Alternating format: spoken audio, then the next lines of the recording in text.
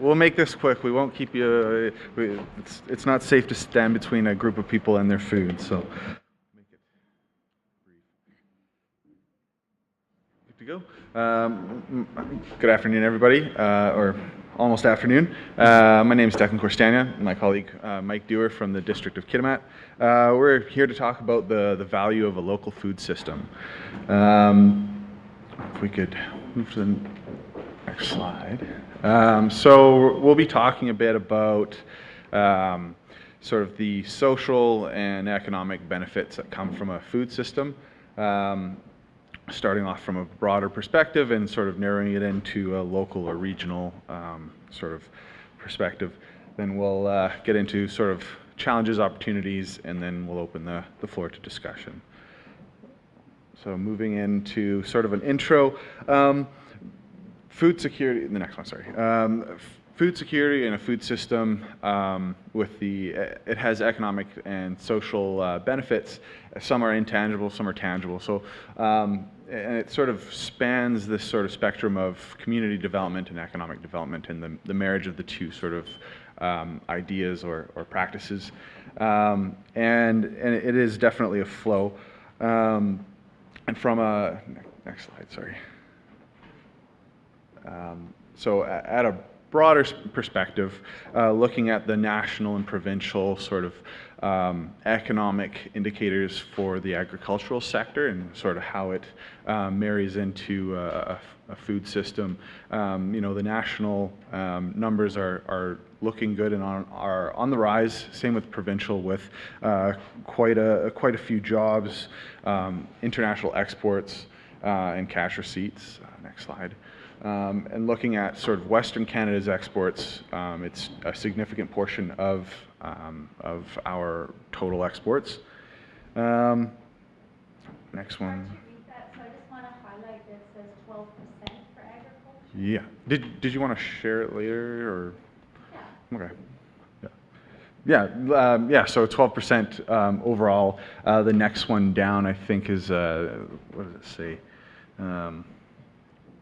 So I think oil and gas exports are the largest for Western Canada, and then it's just highlighting that agriculture exports coming from Western Canada is the second biggest sector. Yeah, the next one down being mining at 8%, so it is relatively significant. Moving on to the next slide.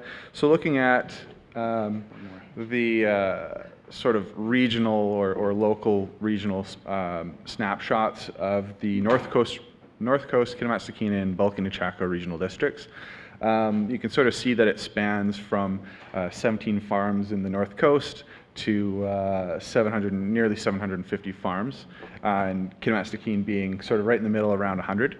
And so the receipts also ranging from about 575 to 63 million, and also employees, you know, ranging on a spectrum, but still a very significant part of the economy. I think it's important to note too, this is the 2016 Stats Canada data, so there's probably a lot of farming activity that is happening that's not necessarily captured through that through those statistics. Yeah, yeah. So just because RDKS is, you know, who I work for, and they sort of land in between the two regional districts, it sort of gives a perspective of that arrow is highlighting the agricultural sector in the regional economy. Just like the slide before, you know, North Coast will probably have a smaller portion, and Bulkley-Nechako would have a larger one, but it's sort of right in the middle, and sort of on the rise. Next slide. This sort of breaks it down for full-time employees, again from the census data, so it won't capture all of it, but it sort of gives a breakdown of the industrial codes. So we've got about 130 jobs or full-time employees in the region. So quite a significant number of people employed by the sector, and some of these numbers aren't going to capture everybody who is either a hobby farmer or self-employed, but it does sort of give a good picture of it. Next slide. Now, some studies talking about when we get into economic benefits for a local community or a local community's economy, farmers markets are one of the first things that sort of pop out. So on a couple of studies done on farmers markets, the national, you can sort of see $1.6 to $3 billion of economic benefits to the national economy with that local multiplier of 1.5, where a dollar spent locally sort of bounces around the system and sort of almost duplicates its benefits. Skeena Valley Farmers Market and Bulky Valley Farmers Markets were studied in 2012. They showed, benefits to not only the local producers and the people at the farmers markets, the vendors, but also the businesses nearby. And with more vendors came more visitors and a larger impact on the local economy. And we're not doing so bad for the average spend as well. The provincial average being $28.81, and the Skeena Valley $24.22, and $28.74 being in the Bulkley Valley. So doing pretty well, and the numbers, we don't really have comparisons for the national provincial averages, but if we actually go to the next slide. Pretty significant, though, thinking that the Skeena Valley Farmers Market will contribute $2.1 million to the local economy this year, and it's anticipated that Bulkley Valley Farmers Market will contribute about $1.3 million to the local economy. So when you're starting to think about food systems, and this is just one aspect of the local food system, but thinking of the economic benefits that they actually bring, it is significant. So, yeah. Yeah, and with, economic viability, if a producer is able to support themselves, that means that they can support the food system. Thanks, Ken.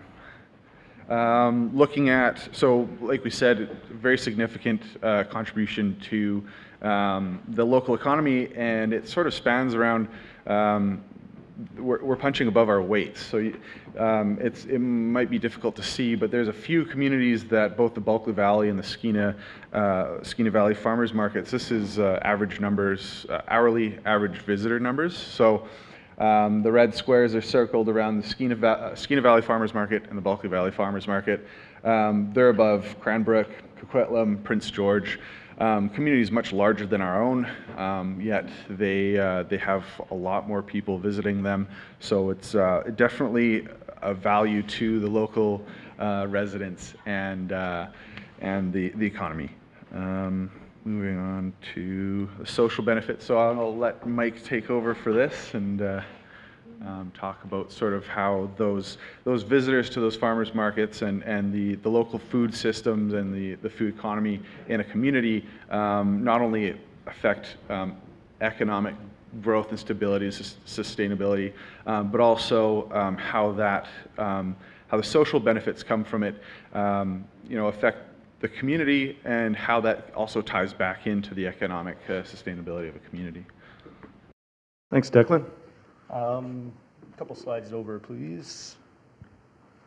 So I spent a few years of my life basically writing this sentence here.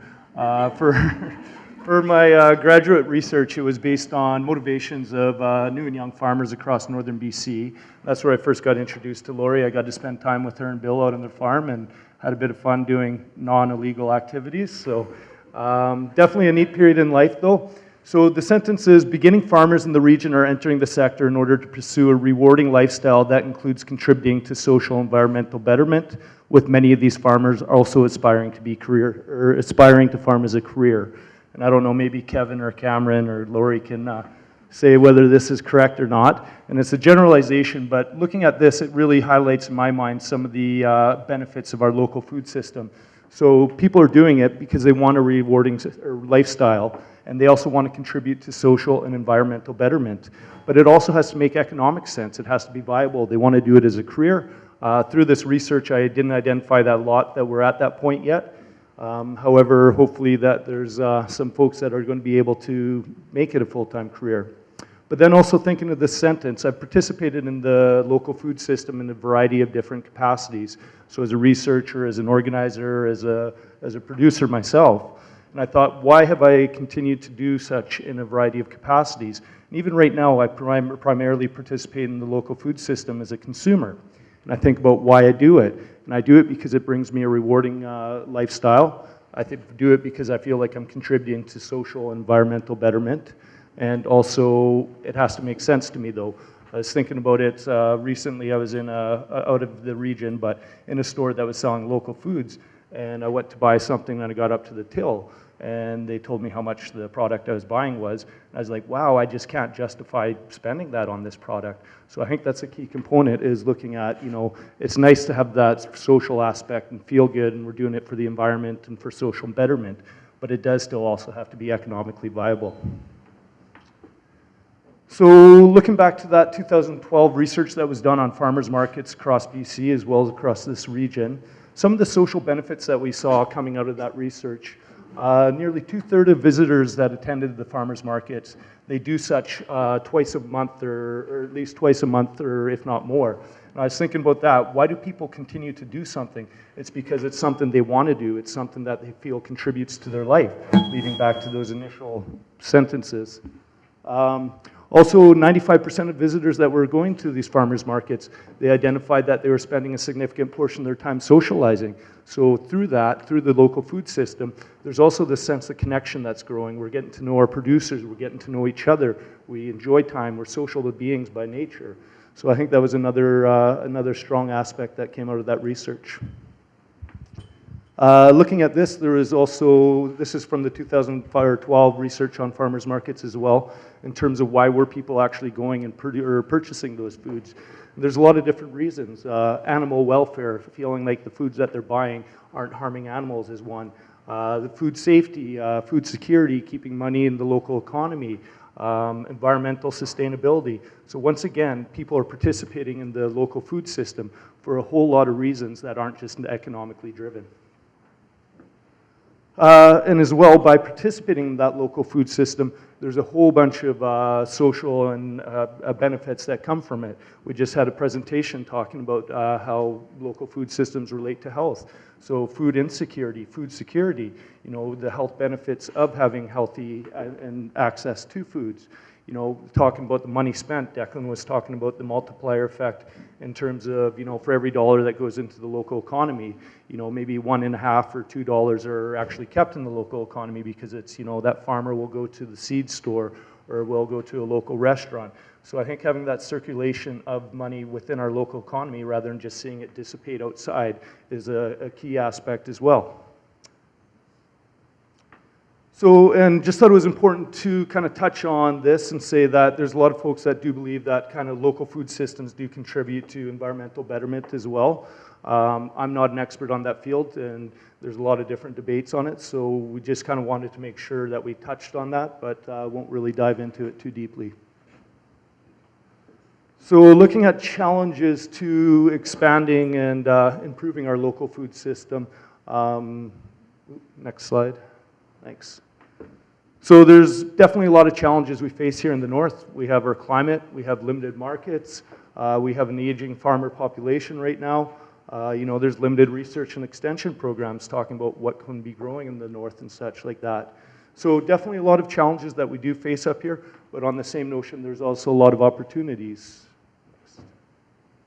You know, we're seeing a growing demand for local foods. We are seeing an increasing population, there's expanding markets. We do have an extensive land base, although it was identified by Margot that the price of land is escalating quickly up here. Comparatively, I mean, if you look at the Okanagan or the Lower Mainland, it is still relatively accessible. And I think that Cameron highlighted an excellent example of how we can access these lands, not just from a purchasing standpoint, but from a sharing and cooperation standpoint, which will lead me into the slide after. So looking at these opportunities and challenges to the food system, I think it's important to quickly just kind of look at what a food system is. And so this is just a slide I stole off the internet, but what it really shows to me is kind of this web of interaction. So we have producers here, and they're selling to outside of the local food system, directly to consumers, to distributors, to processors, and it's kind of all this web of interaction that goes on to kind of create this local food system and the tangible and intangible benefits that come with it. So in terms of securing these opportunities to continue to grow and improve our local food systems, I think there's really three things that come to mind in terms of how it actually has to happen.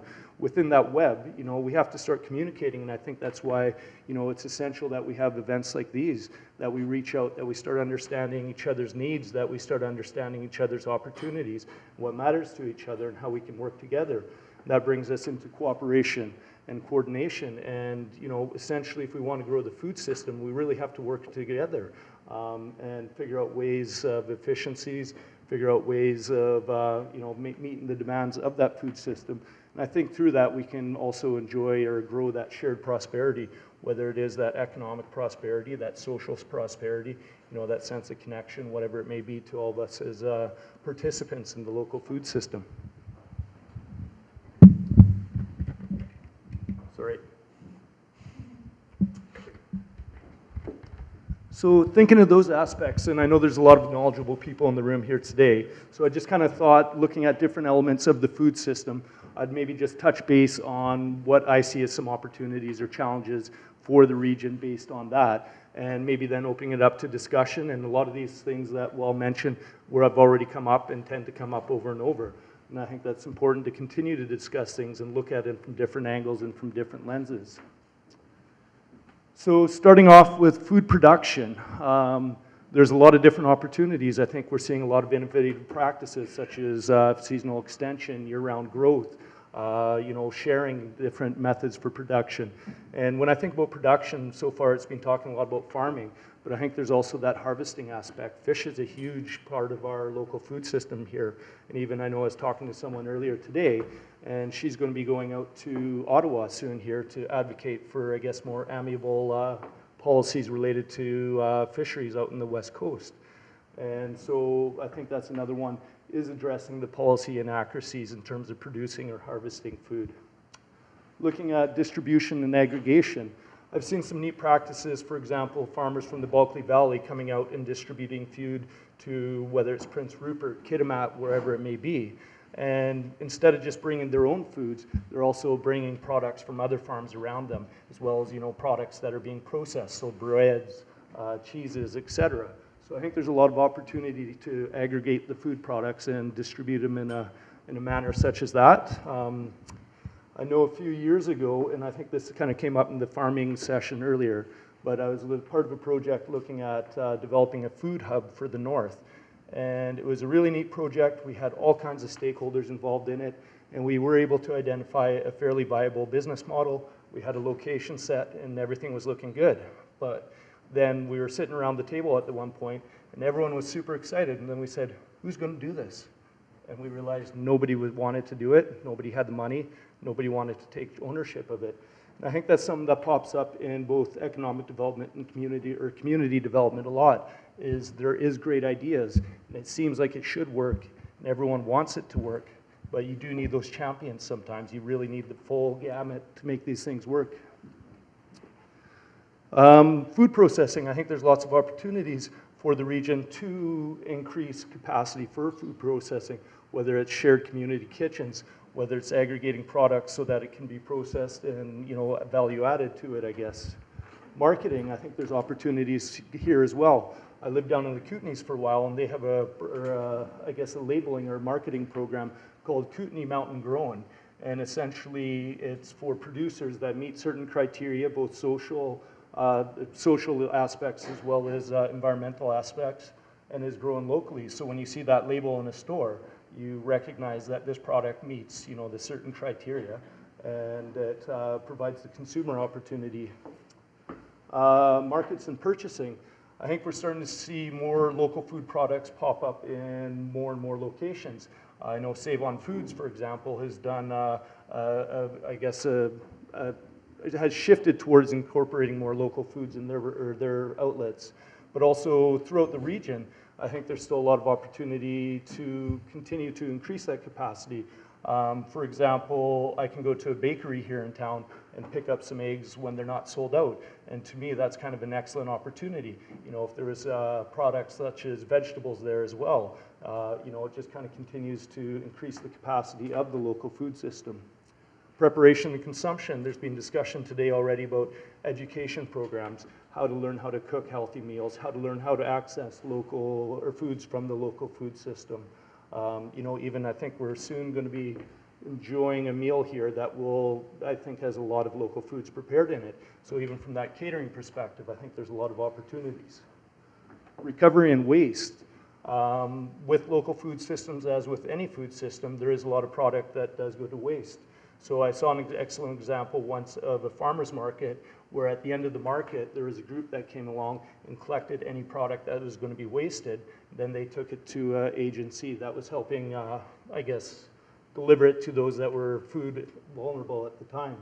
Or else, I was down in the Kootenays once again, in the restaurants there, they had a program where a couple times every week, one of the farmers would come by, pick up buckets of the organic waste, bring it out to their farm, feed it to their pigs, put it on their fields, whatever it may be. So it was creating the input for the food system as well as alleviating that waste. And then they'd leave a new bucket and the next farmer would come through. So that's just kind of some brief ideas I had on looking at elements of the food system and our food system here for opportunities to kind of grow it and try to improve the economic viability as well as the social benefits that we get from the local food system. So I'd like to open it up for questions and discussion.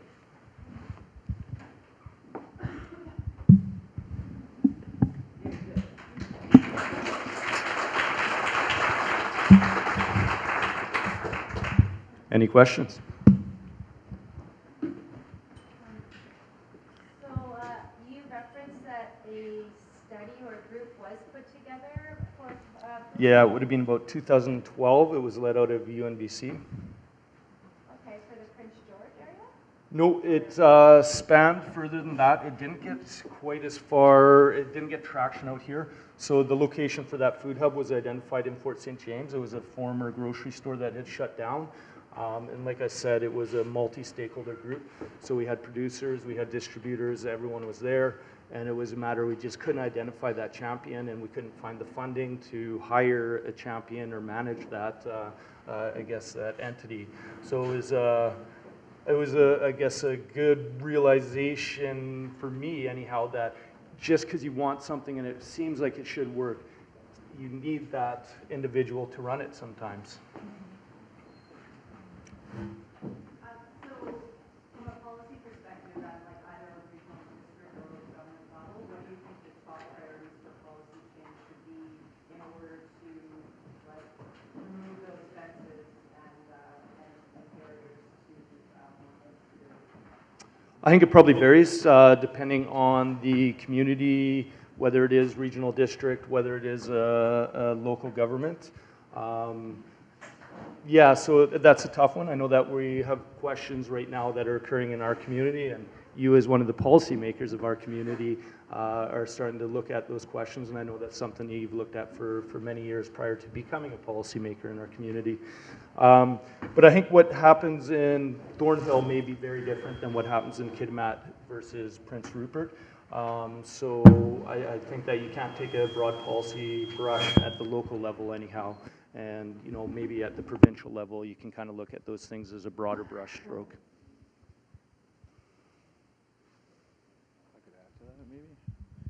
I think to add to that, I think it just comes down to a discussion. It does require quite a bit of looking into things, whether that's procurement or if it comes into advocacy for a certain need in a community. There's different agencies and different organizations around BC, things like NCLGA, UBCM, where if there's a need in a region, it's brought up and can create a grassroots idea can actually get up to a high level and create change where things like that are sort of funded on a provincial level, it can come up through a community. So there's different ways of doing it, but I think it comes down to discussion and some looking into the different aspects of a community's needs and the resources available.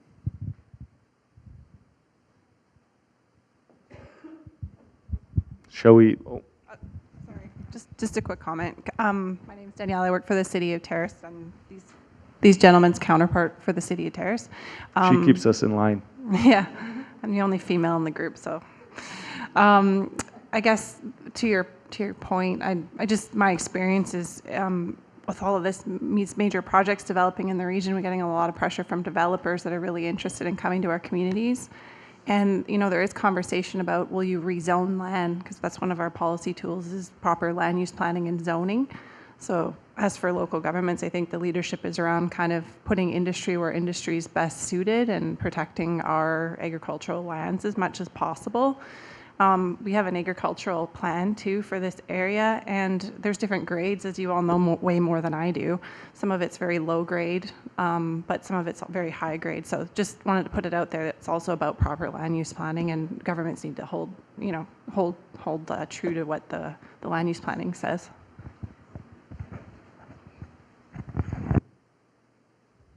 Any more questions, or shall we eat lunch?